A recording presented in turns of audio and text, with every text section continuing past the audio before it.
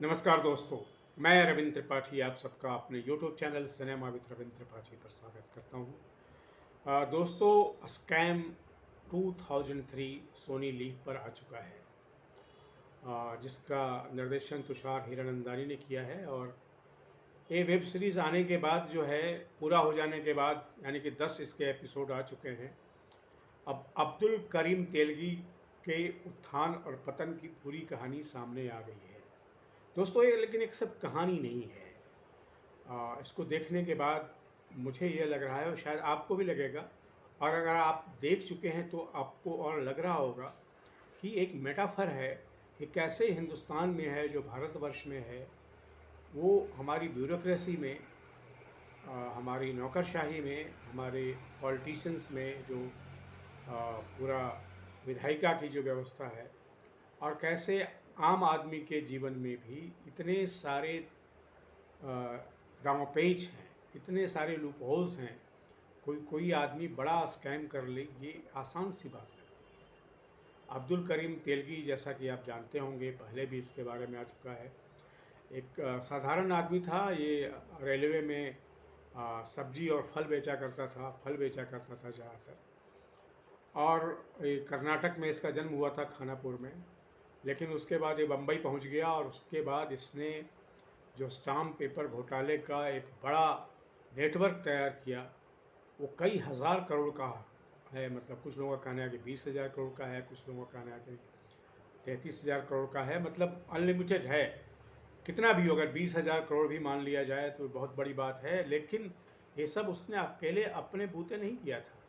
इसमें उसका पुलिस का बहुत बड़ा उसको सहयोग मिला, अधिकारियों का सहयोग मिला, जो राजस्व विभाग के अधिकारी थे महाराष्ट्र के, और नेताओं का सहयोग मिला, अलग अलग पार्टियों के नेताओं का सहयोग मिला। हालांकि स्कैम में ये नहीं दिखाया गया है कि किस पार्टी के नेता ने उसका साथ दिया और क्यों दिया। लेकिन जो कहानियाँ चर्चित हुई थी, जो कहानियाँ प्रचलन में हैं, उसमें कई पार्टियों के नेता थे, और कई जो अपने चुनाव जीतने के लिए और अलायंस बनाने के लिए तेलगी के पैसे का इस्तेमाल करते हैं। तो तेलगी की कहानी जो है, वो सिर्फ एक अपराधी की कहानी नहीं है, वह हमारी जो पूरी व्यवस्था है, पॉलिटिकल सिस्टम है, ब्यूरोक्रेसी सिस्टम है, पुलिस सिस्टम है, उसकी कहानी भी है। क्योंकि इनके सहयोग के बिना तेलगी इतना बड़ा स्कैम नहीं कर पाता।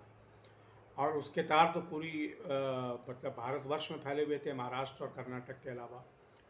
और जिस तरीके से जिसको कहते हैं कि तेलगी के स्कैम में जितने लोग जुड़े थे, उनको सज़ा भी नहीं हो पाई, कुछ मामूली लोगों को छोड़ करके। सिर्फ तेलगी को ही सज़ा हुई।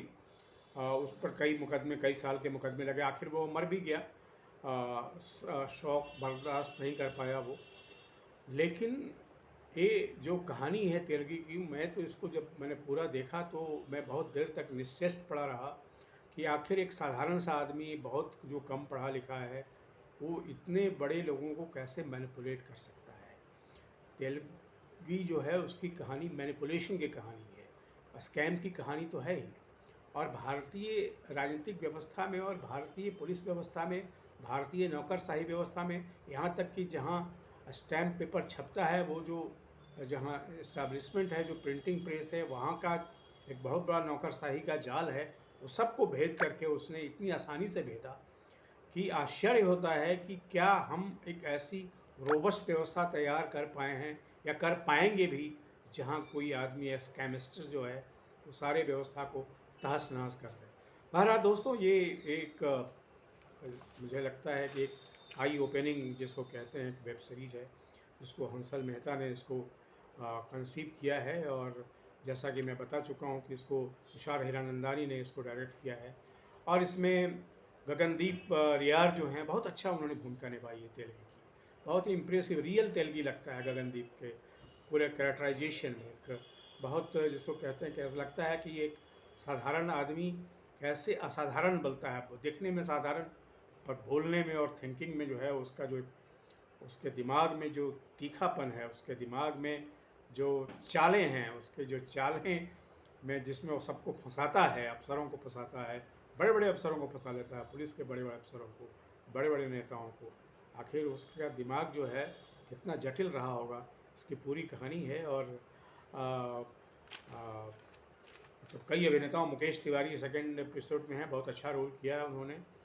और लेकिन खैर मैं सबका नाम नहीं लूँगा, मैं सिर्फ इतना कहूँगा कि ये वंडरफुल स्टोरी हम सब का इंटरटेनमेंट ही नहीं करती है, हमारा मनोरंजन ही नहीं करती, बल्कि ये एक तरीके से हमें एक मेटाफर बताती है कि कैसे हिंदुस्तान की जो पूरी राजनीतिक व्यवस्था है वो भ्रष्टाचारियों से भरी पड़ी है। वैसे निहिलिज्म भी कहेंगे कुछ लोग कि मैं सारे राजनीतिक व्यवस्था को भ्रष्टाचारियों का कह रहा हूँ, लेकिन सोचिए अगर भ्रष्टाचारी ना होते हमारे नेता तो ब्यूरोक्रेट भी नहीं हो पाते हैं। अगर पॉलिटिशियन ना कहे तो ब्यूरोक्रेट भी भ्रष्टाचारी नहीं हो पाते। उनका नीचे लेवल पर छोटे 5-10 हज़ार रुपये कमाने के अलावा बहुत ज़्यादा, लेकिन इतने बड़े स्कैम के पीछे तो पॉलिटिकल सिस्टम की ही बदमाशी है, लापरवाही मैं नहीं कहूँगा, उनका क्रिकेटनेस है, क्योंकि तेलुगु सबको पैसा देता था। बहरहाल इसमें तो ये भी है, और संकेत मुझे मतलब इसमें है कि राजकुमार जो कर्नाटक के बड़े एक्टर थे और जिनका अपहरण हुआ था कई साल पहले, और उनको जो उसका जो उनको जो पकड़ने वाला था, अपहरण करने वाला था वीरप्पन को भी जो है वो पैसा दिया गया था सरकार की ओर से।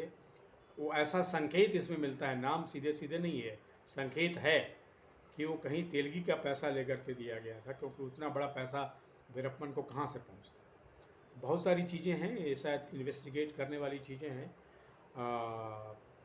कुछ चीज़ें इसमें छिपाई गई हैं, सीबीआई को सीटीआई बताया गया, इत्यादि इत्यादि। वो शायद ज़रूरी भी होता है, क्योंकि सिस्टम में करप्शन इतने हैं, अगर आपने किसी का नाम लिया तो आपको भी जाना पड़ेगा। सिस्टम अपनी जगह पावरफुल है और सिस्टम भ्रष्ट है। तो दोस्तों आज के वीडियो में इतना ही, और आपसे अनुरोध है कि मेरे इस यूट्यूब चैनल को सब्सक्राइब करें, लाइक करें और इस पर अपने कमेंट भी लिखें। अगर आपको लगता है कि हमारे पॉलिटिकल सिस्टम बहुत नाकारा होता जा रहा है तो इसके बारे में तो अवश्य ही कमेंट लिखें। Thank you very much.